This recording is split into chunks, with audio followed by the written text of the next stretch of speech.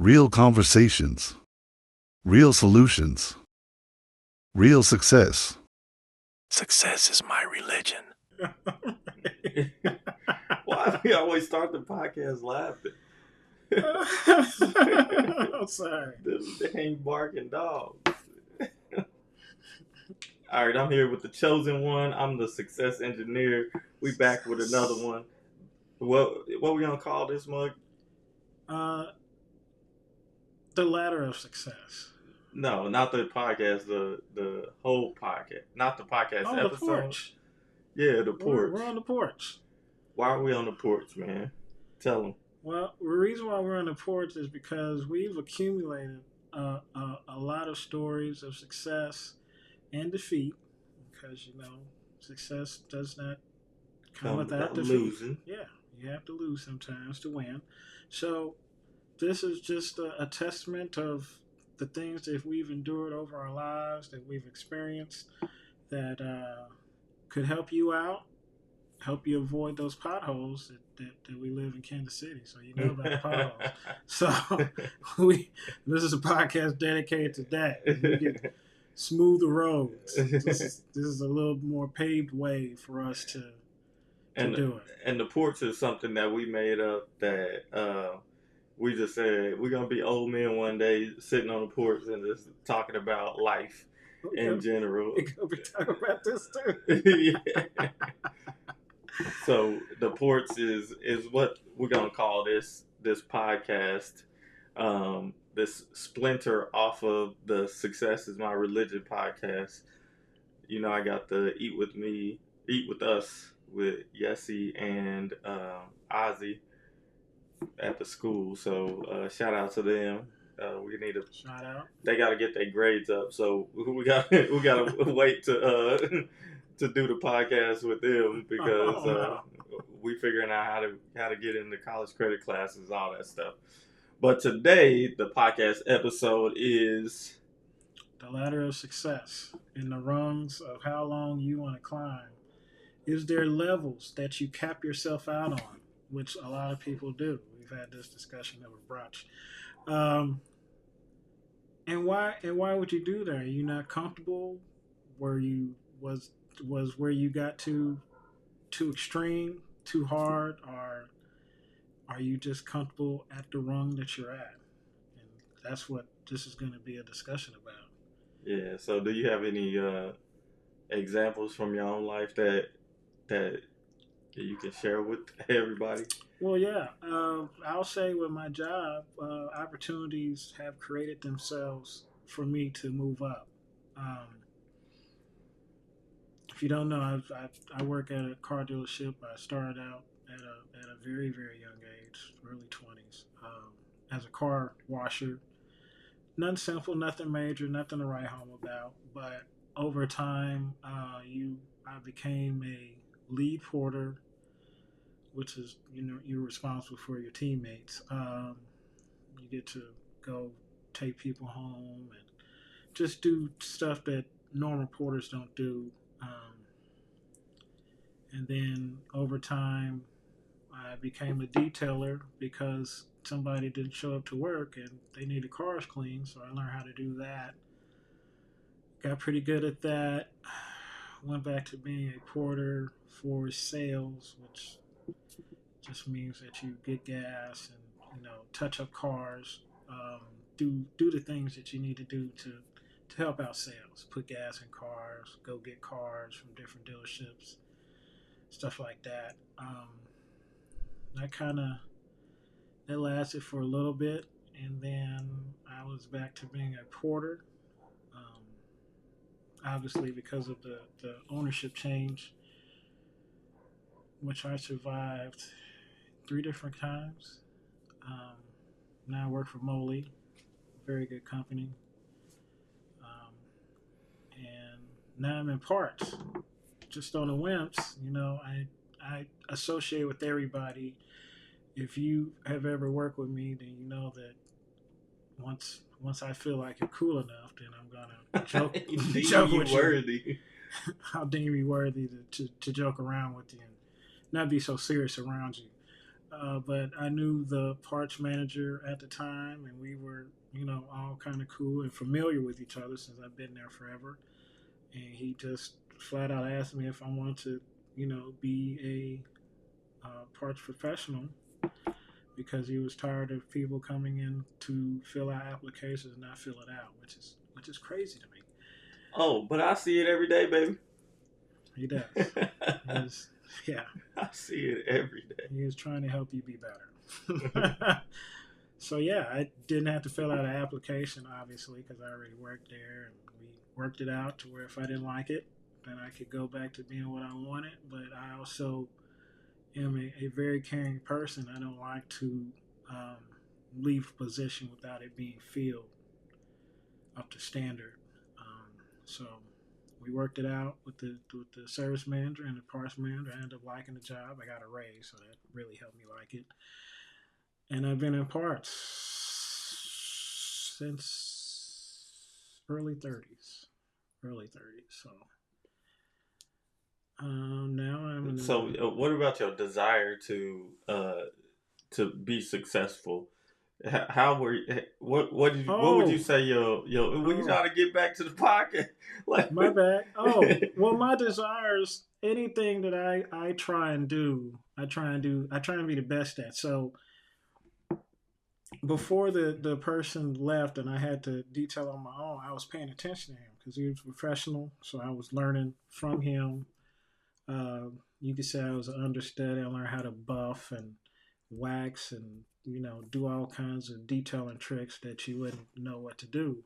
So I like to think that I learn from others and then I put my own spin on things to make it work out for me, which it did. So when I was detailing, if I had a car that was going on Wednesday and it was Monday, I would probably clean it up, wax it, let the wax sit on the car for like a good day, at least 24 hours, because that helps melt with it. we ain't trying to. Okay. Yeah, we don't Well, want. that's another podcast. But anyway, we can teach about a detail. We can teach about a detail any day. The story of my success is the more rungs I was able to climb is that I wasn't able to climb without having some sort of knowledge to climb up to the next rung is what I was trying to say. So everything that I know, I've either took it upon myself to learn or it was right in front of my face and I was like, I better learn this so I can be efficient at it. And that's what I like to be, is efficient at certain things. My fire and desire for success is through not getting the either the recognition or the job that I wanted, um, even though I was qualified for that much. You feel me? Mm-hmm. And so when I was in college, I saw I probably mentioned this before. I saw an article saying that black men will have to be if they average age for the average age for black men in middle management was 45. And and I was like, I'm only like 25 or about to be 25 when I get done with my master's degree. Shouldn't that speed that up? And shouldn't I be making that type of money when I sort of get out or whatever? Yeah, when you have energy. Yep. So my fire comes from the Great Recession starting in the middle of my graduate assistant position, and I had to get out and I had to do the things necessary to get a job. Yeah, because there was 8 point whatever million jobs lost during that time period, and like they was hiring people that was like, yeah, they had more experience than me or whatever, but I had a lot of experience to at least get a foot in the door, but that didn't happen. So I was like, I'm going to learn anything and everything I need to do to be successful in my own right and do the things necessary that is going to help me advance in my career. And mind you, I don't know, like I didn't know at the time what my career was, like, and I didn't have like a goal for my career. Mhm. I just wanted to go into every experience and put in that work because it was an opportunity for me to advance myself.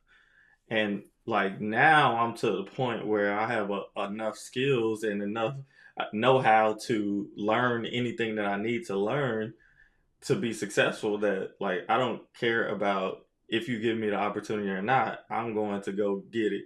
Yeah. So my fire for success has come from the lack of success at the same Okay. time. Does that make sense? That makes a lot of sense because it seems like you were determined and then you were overly determined, so you wanted to outwork other people that was already in a position, and then you come in and you be like, hey, this, and this. And not even over determined. It was like, well, I did all of this stuff. Like I guess I was a little bit entitled. Like I think I had a little bit of entitlement, but like I knew I outworked the people in college. I Yeah. knew I outworked a lot of people, and I knew I had people skills. So when I'm looking at, I'm like, all right, I don't know how to market myself in that realm at the same time. So it was like at that time period, I even deal with it to this day. That like I don't know how to market myself. Like I was thinking about, we was talking about relationships at Yeah. over the brunch, right? Mm-hmm. And I was thinking about like being a leader of being the male leader of my family, head of household.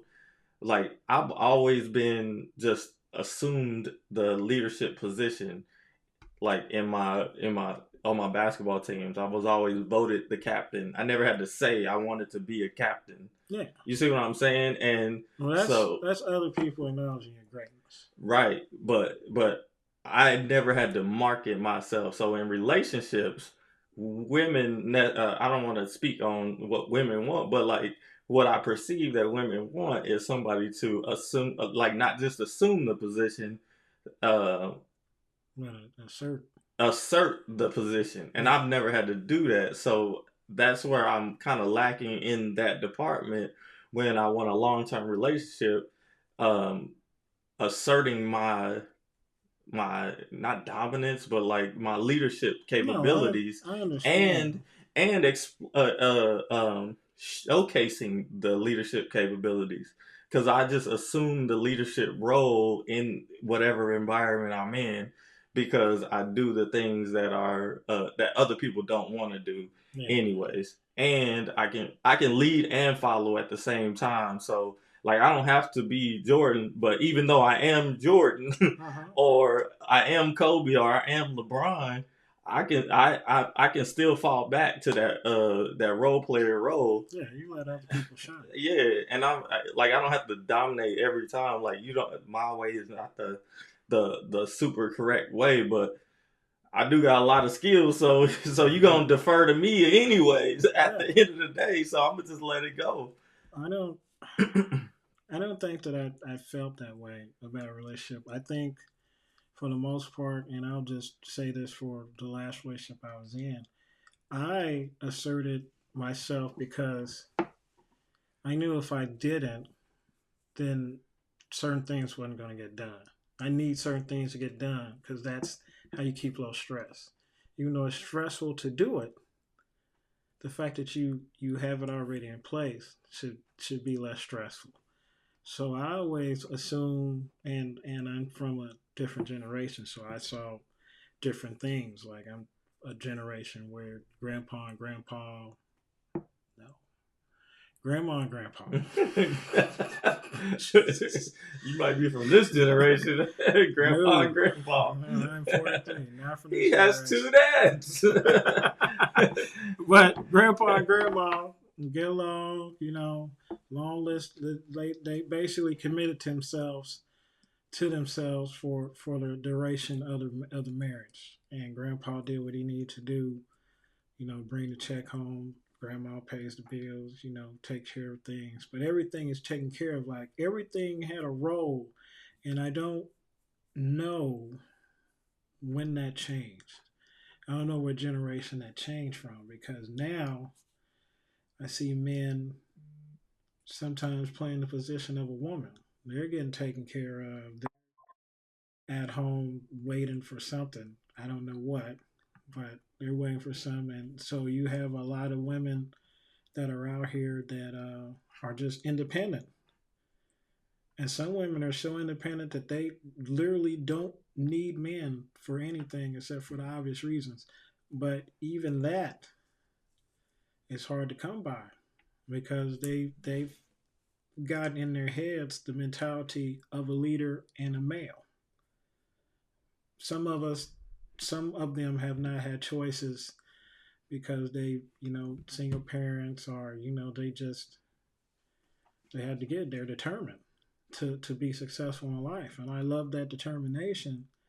But if you come across somebody that has had that mindset and then you come and you say, I want to ease this burden of you, it's not so trustworthy. It's like you have to fight a battle within a battle just to help someone alleviate some stress. And and again, I don't know when that happened. Uh, but it's definitely there, especially the females that I know and the age group that I'm in.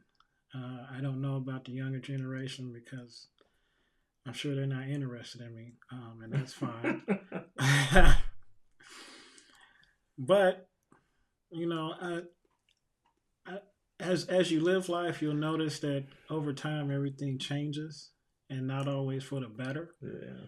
So you got your lines, and we talked about over brunch how uh, in the animal kingdom there's no fighting over males.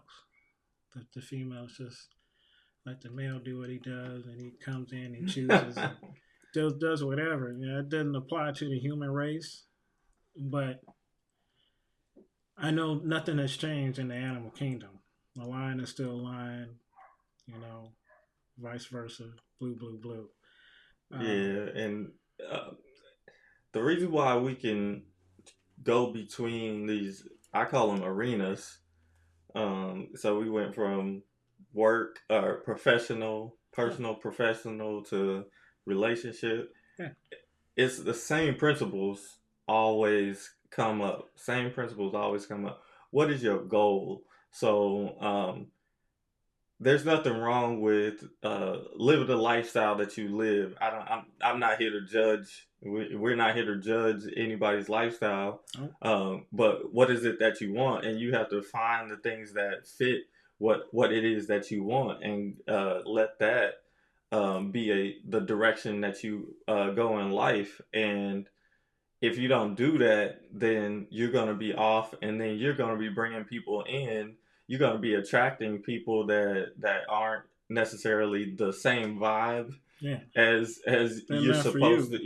Yeah. So for you to be on fire for success, you got to have people around you that are going in the same direction and believe the same things. Like, I'm not going to sit there and convince somebody or a woman that doesn't want to have a family that we should have a family. Like, Yeah. no, we might as well just part ways Yeah. and That's forcing. find, yeah, We don't force. we don't force anything. And with success, there's the four elements of success is the goal, the mindset, plan, and then taking action on that plan. So what is your goal?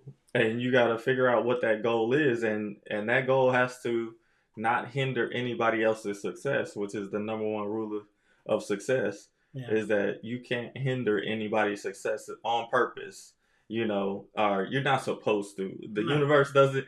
The universe doesn't give back. God, whatever you want to call it,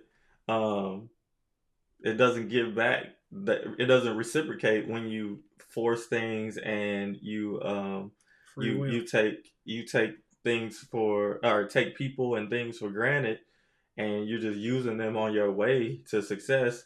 And we need to redefine success in our community, and the people that listen to us, and we need to redefine it as reaching your fullest potential. So reaching your fullest potential is different than going for the money, because a lot of people do a lot of stuff just for the money. I was talking to two Asian guys and in an Uber this weekend, and they were talking about what they wanted to do, and am I just doing it for the money, or am I? And I had to explain to them, like, you have to look at what it is that you're doing. If you're getting burnt out real quick, you might be doing it for just the money, and it's not. And you have to go after your passions. That's how that conversation started. Was they was like, is passion the thing that that we need to be looking for? They like 24, 25. Absolutely. And I was like, let me chime in real quick.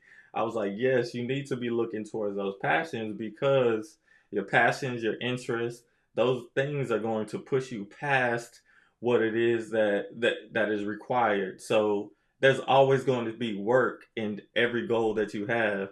So the passion, the interest that you have is going to push you past that work. It's gonna let you go shoot 1,000 free throws every single day before practice, or 1,000 shots, Yeah. and make 1,000 shots before practice every single day, and not get bored with it. Yeah. Because once you get bored is when you start, I don't have to do it today, and then that's when somebody else catches up and and cuts in front of your opportunity. Story of my life. I haven't had that many opportunities, but one area that I do hold myself back in those opportunities is like relationship area. The relationship are approaching women, approaching women that I want.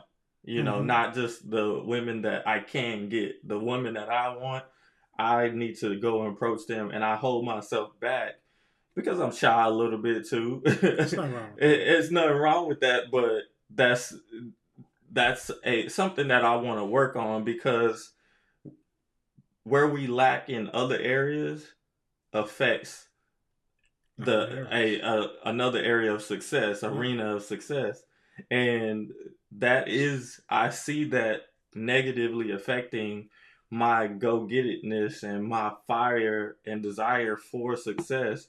I see that same little instance where I don't go and meet the person that I want to meet and do the things that I need to do to go get a date, execute a date with that person. You know what I mean? And then that translates over into like, oh, I'm a hold back because I'm not quite ready to be on camera and talk about the things that I want to talk about, Yeah. and get to the place that I want to get to, where I'm writing my own checks, and not necessarily writing my own checks, but going out and speaking and doing workshops and life coaching people and doing all of these things. I'm holding myself back just in that one little instance where I don't go speak to that woman that is my type, that is looking right, acting right, everything about the situation is right, and I'm sitting next to her and I don't say nothing. Well, I mean, obviously there's going to be some progress, but you identifying what's holding you back is more beautiful. You got to understand, a lot of people don't understand what's holding them back. They don't understand the flaws. So you taking the assertiveness and accepting, hey, this is something that I'm kind of pushing on the brakes. You have that. So you have that in your mind. You know that has to change in order for you to get over the hump.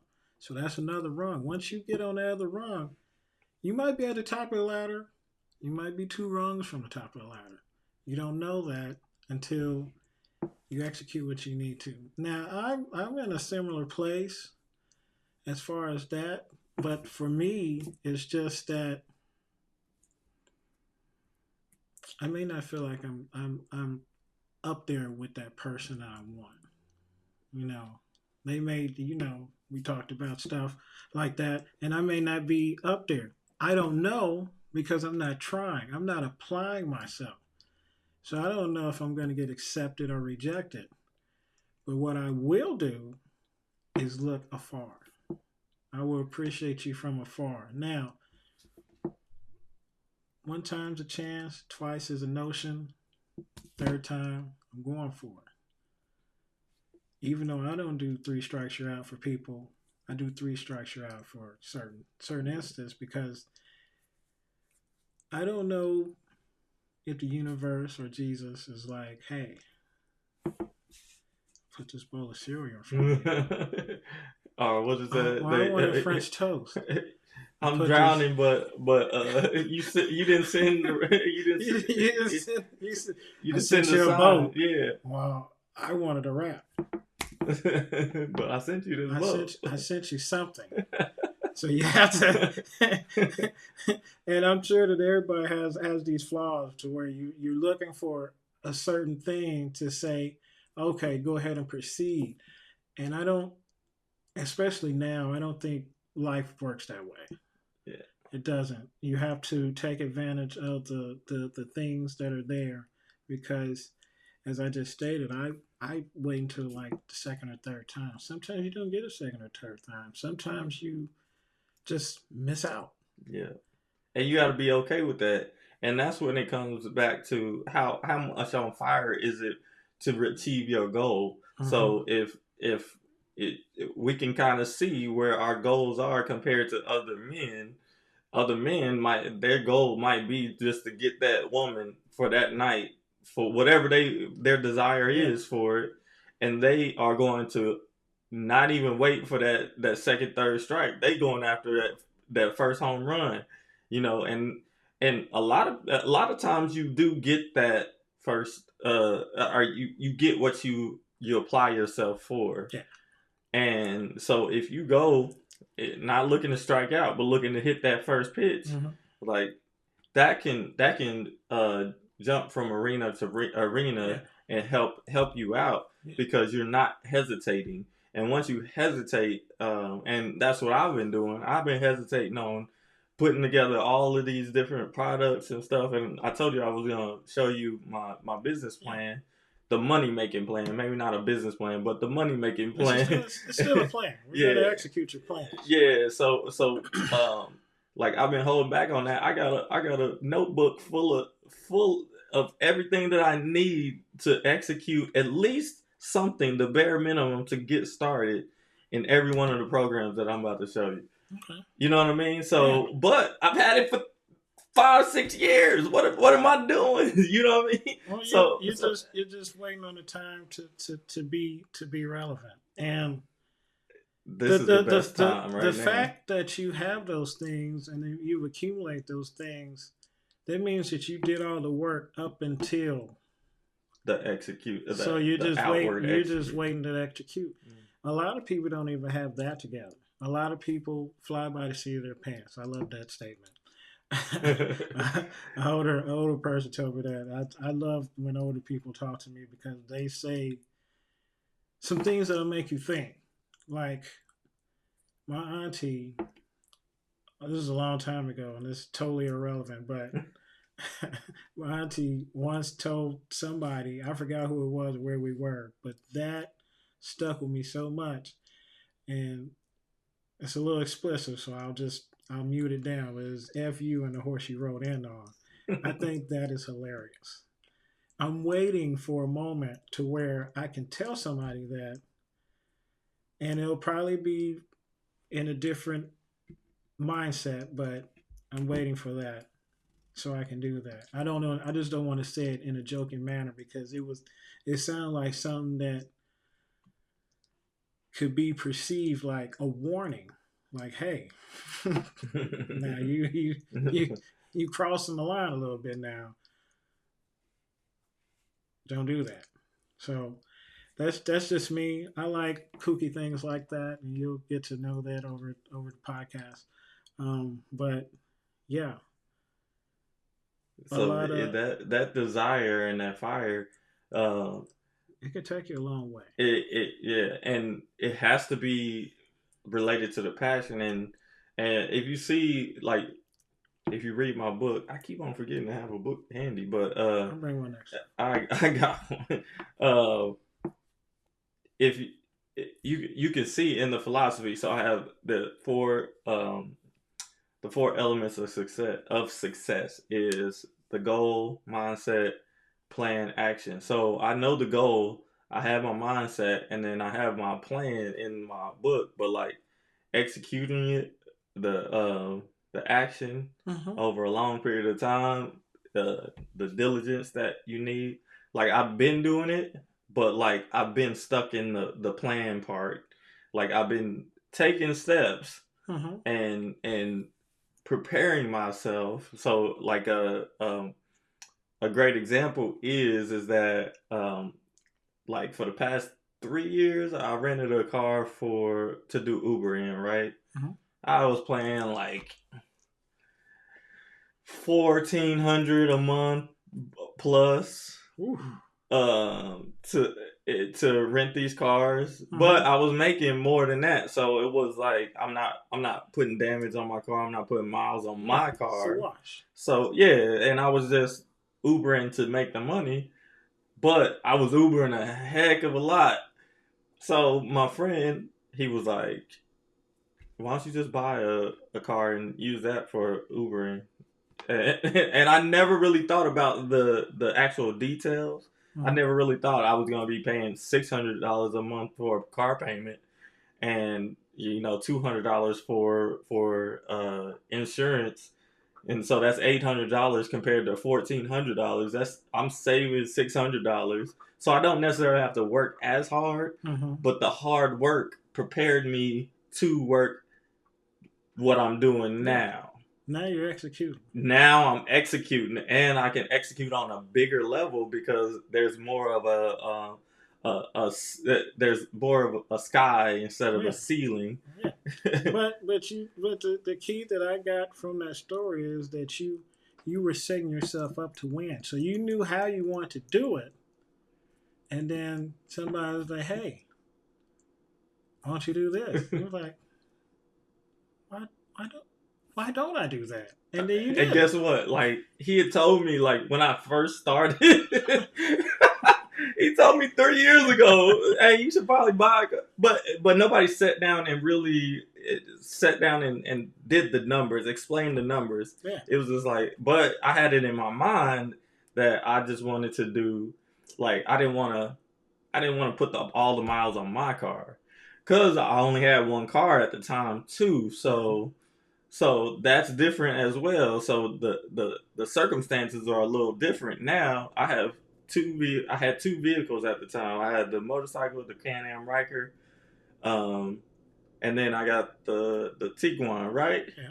So I had those two vehicles. If I added another vehicle, if something went wrong with anything, something went wrong with my parents' car, my mom's car, or whatever, I can loan her that, and I still be cool, and I can do whatever I need to do in the wintertime or whatever, because I can't ride a motorcycle in the wintertime. But that would be bad news. I mean, but it can happen. I mean, I've seen it happen. Yeah, I can do it, but oh, it's 35 degrees. What? But okay. But so the circumstances were different now that like I'm about to pay off the Tiguan and pay off my motorcycle. I was able to get another car, and like once those two things fall off, like I'm gonna be in the money for real, in that transition of like I'm not paying all this money out, and I'm getting all this money in. Even if I did 3/4 of the hard work that I did with those rented cars. You see what I'm saying? Yeah, like I'm getting a whole bunch of money in the pocket instead of it going out. It's like income tax. You put all your money in, and you're struggling through the year. Tax time come, bam. It's like, hey, here's your repayment for all your hard work.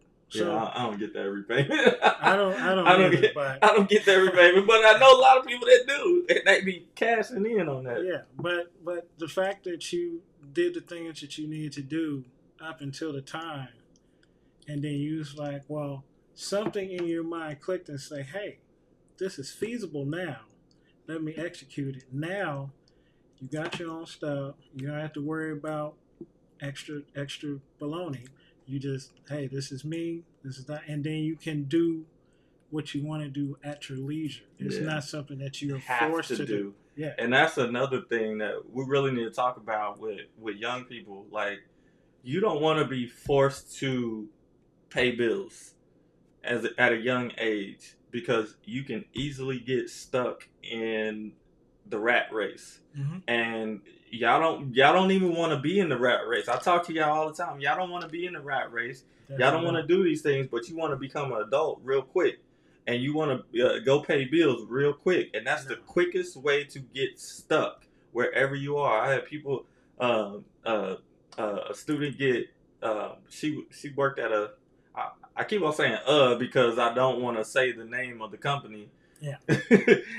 But she was working for a local gas company, a gas station company, and I was like explaining to her, I was like, there's a lot of people that get stuck in these jobs because when they worked in that job in high school, they were making decent enough money that they wanted to move up, or the company asked them to move up, Mm-hmm. and then they started making even more money, right, as assistant manager or whatever, and then which is really good money, really good money. But like I said, that definition of success needs to be not money, but reaching your fullest potential.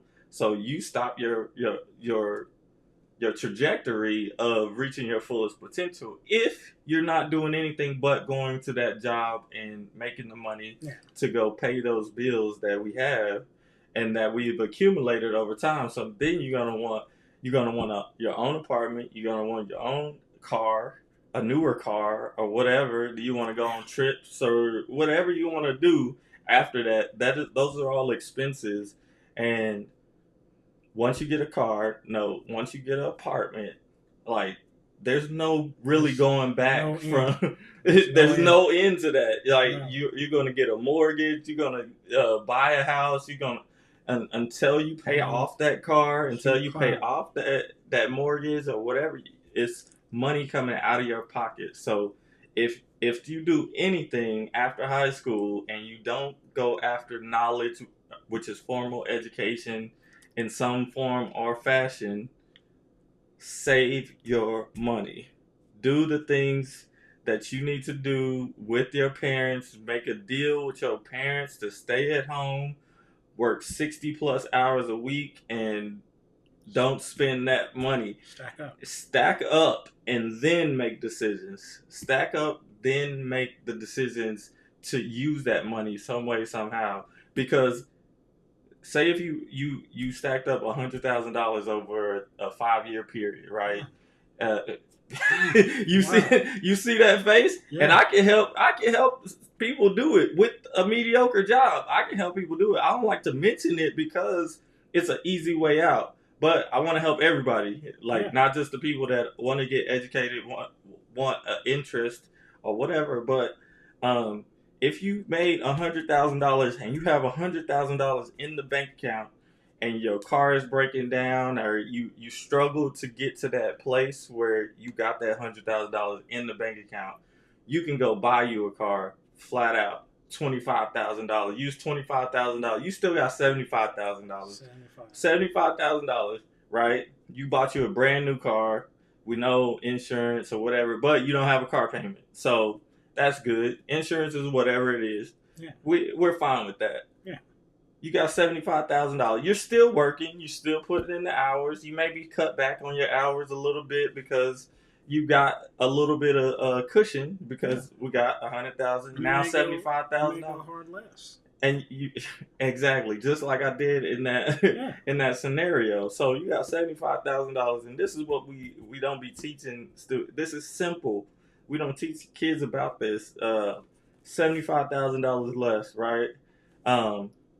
Use another 25 to put down on an apartment in your downtown area, just off of downtown or whatever. Yeah, you're in a very nice neighborhood.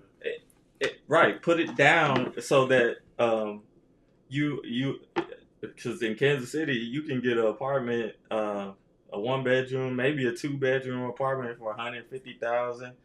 That's $25,000 is like what's that?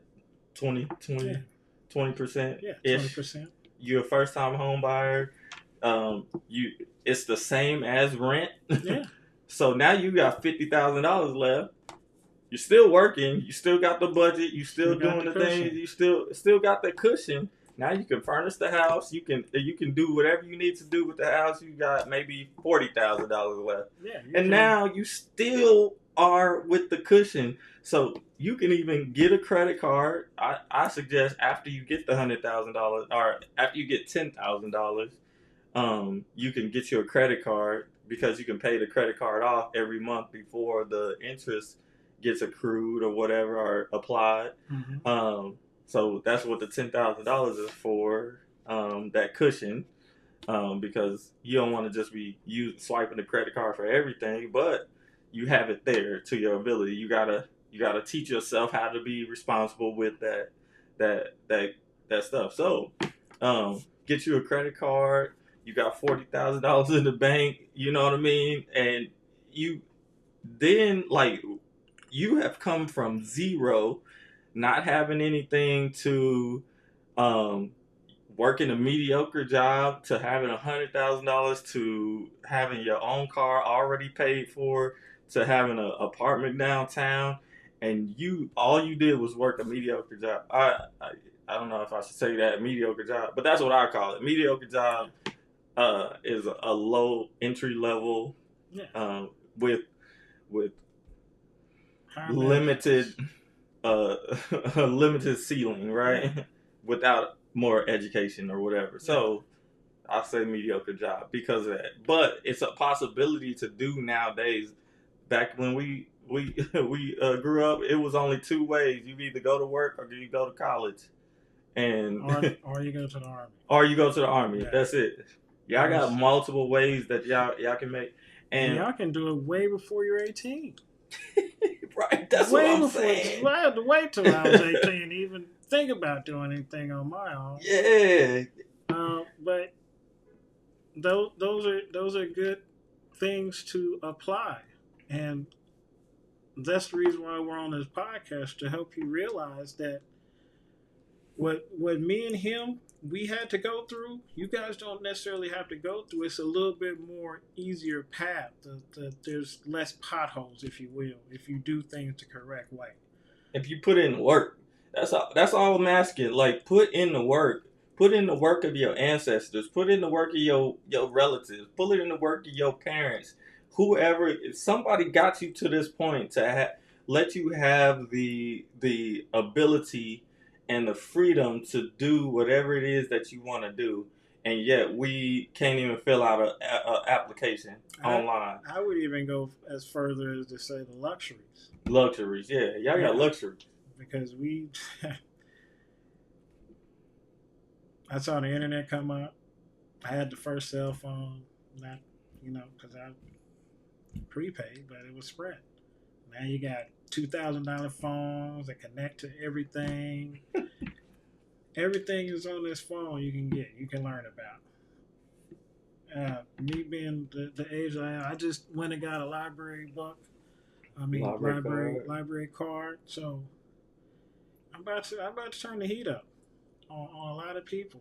And the heat just came on. I'm getting hot of this one. No pun intended, but I will put my best foot forward, because I feel like I've been dormant. It's one thing to talk about success; it's another to execute it. And the time for us to talk about is over with. It's time for us to execute a plan and put it forth. And we're just kind of letting you know how we're going to do it, so you can do it. I mean, it's not cookie cutter. It's not something that, like, it's a recipe you have to follow the ingredients. You can add some pizzazz to it because it's going to benefit you, but it has to benefit you in a way that is going to help you. And then I have a quote that goes good with that. So, how the work hard philosophy, I got that. So you don't rise to the level of your goals. Even though we have goals, we want to reach for our goals. You don't rise to the level of your goals. You fall to the level of your systems, what you have in place. What we're trying to do, what I'm trying to do, what CJ is helping me do is get this system out there so that you have at least something to follow, to learn, to execute on and practice Mm-hmm. as you go along. You can plug in, hey, this is what I know, this is what I can do, this is what I can create as far as habits to get to a place where my goal is. And then everyone at the start line of a 100-meter race has the same goal, but they don't have the same system.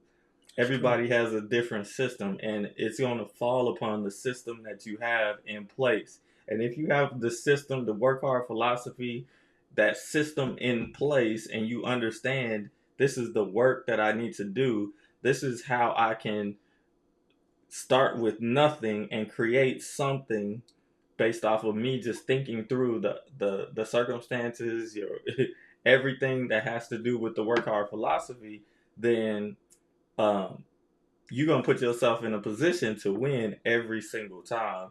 And that's what I'm really here trying to do. I'm trying to get y'all to have a system. I don't care what you do. Like, I don't care. Like, I gave you my little plan that I have for people that don't want to go to college or they want to go straight into work. But I still need you to reach your fullest potential. I still need you reading those books. That's why I have a whole system created for those type of people that just Uh-huh. want to go into work. Because I still need you to develop, and over time you build up that stamina Mm. um, to get to a goal that you never thought could happen. So I talked to a little girl, a 20-year-old girl, just yesterday. She didn't know what she wanted to do.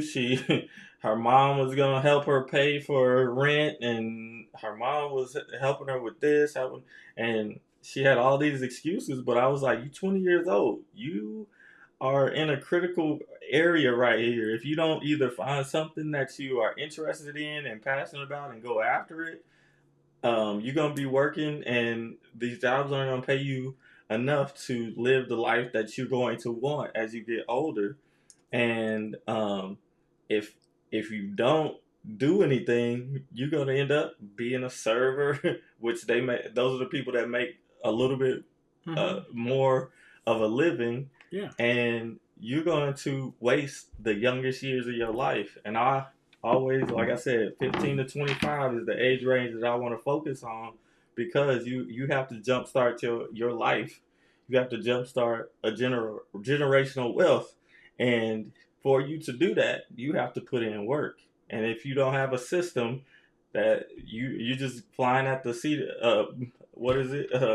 Flying by the seat of your pants. Flying by the seat of your pants, You don't and want that. you You don't want that. Let me tell you. because we already did it. We already did. We already flew by the seat of our It's pants. a roller coaster you can't control. you won't be happy with the ride. If you're old enough and you know about World of Fun, I think it's closed down now. This is an old roller coaster. It was super popular. It was a Timberwolf. It was old and woody. I rode that joint one time. I said never again. It was janky, it rattled, and all that You would stuff. think that it would fall apart. It held together for several years, but just like I have this thing that I don't like signing waivers. Um, and it sounds crazy, but I'm explaining to you. Just when you sign a waiver, that means that if something bad happens to you, no one gets paid. No one gets compensated for you being injured. You don't get compensated if you survive. If you perish, your parents, whoever you're with, does not get compensated because you signed that waiver. So anytime, and this goes back to World of Fun, there's a zip line. You walk in, you see it. You walk out, you see it. It looks fun. It looks super incredible. You gotta sign a waiver. Never rode that zip line ever because I can't sign something, and I don't wish bad things on me. I know probably I probably think way more negative than I need to, but stuff like that, I can't afford to have something pass like that. I'm always looking for somebody. I'm always trying to take care of a family that I have, the family that I have. I don't have a wife or children or anything like that, but I have aunts and uncles. I have cousins, little cousins. They're having kids. So if I sign that waiver, I can't leave a legacy or help them out because I'm not physically here. Or I won't be physically able to help them because I signed a waiver, so I'm all jacked up. So everything can be fun, but you have to think about the liabilities, and that's usually what I think of when it comes to that. So my fun comes at a cost, and if I have to sign anything that says we're not liable, you won't get me to sign that. You're gonna be liable for something. So, any last words for today? Fire and desire. That's a good song. That's Eric James. No, the just the normal stuff. Try and be all the way up.